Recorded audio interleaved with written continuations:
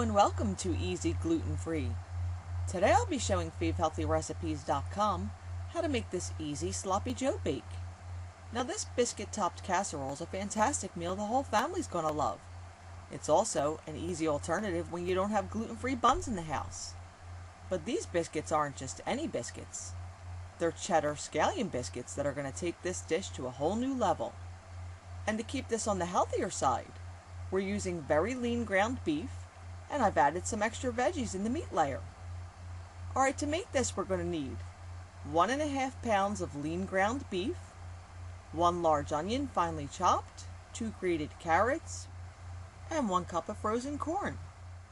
And for the sauce we'll need 1 cup of salsa, 1/2 cup of ketchup, 3 tablespoons of brown sugar, 2 tablespoons of yellow mustard, 2 tablespoons of steak sauce, some salt and pepper to taste, and about a cup of water. And for the biscuits we'll need 1 3/4 cups of gluten-free Bisquick, 4 tablespoons of cold diced butter, 1/2 cup of milk, 3 eggs, 2 ounces of reduced fat cheddar, 1 finely chopped scallion, and a sprinkle of chili powder. Alright, now to make this, first preheat the oven to 400 degrees and spray a 9 by 12 inch casserole dish with nonstick spray. In a small bowl, stir together all of the ingredients for the sauce and set it aside. Now in a large nonstick skillet over a medium-high heat, add the beef, onions, and carrots and saute until the meat is browned and the onions are translucent. This will take about 10 minutes. Now lower the heat to medium and stir in the sauce, corn, and water, and simmer for an additional 5 to 10 minutes or until the sauce has reduced to coat the meat without being soupy. Transfer the meat mixture into the casserole dish and start up on the biscuits. In a medium bowl, beat the eggs, milk, and scallions together and set this aside.